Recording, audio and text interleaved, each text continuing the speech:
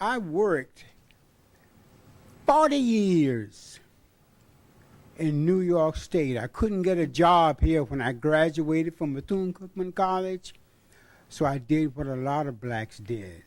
I left. I decided to come back here. I was looking for a place for my wife and children, secure and safe.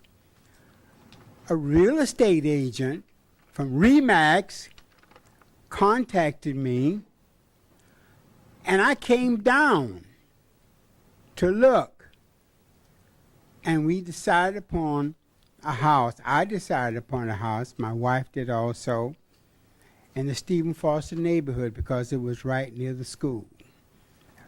Right after signing on the dotted line, I find out that it's in a Superfund site. I taught sociology for 16 and a half years at a college. I taught environmental sociology, and I know all about the kinds of things that you've been talking about.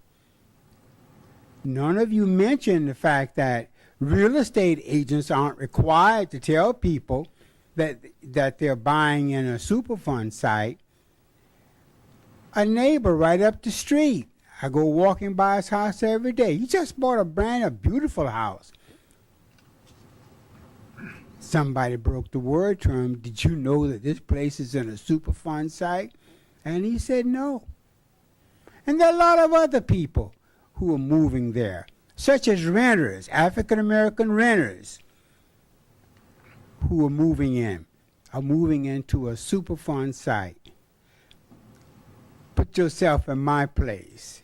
Retired, a family, fixed income, and here we have, I'm living in a Superfund site. And the real estate agent is crying ignorance. We didn't know anything about it. And I recently saw a letter where the county commissioners indicated to the Board of Realtors that they must inform. They don't do it. So I listened at all this, and it's not included in your report about real estate agents. It's not included in your report about the level of people who are dying in that neighborhood. My daughter is 12. My son is 9. And they're very healthy. So now I'm going to have to do what a lot of people are doing. It's telling Bank America, giving them the middle finger and walking off and finding some other place to live. Because I'll be darned if I'm going to watch my kids die in a Superfund site.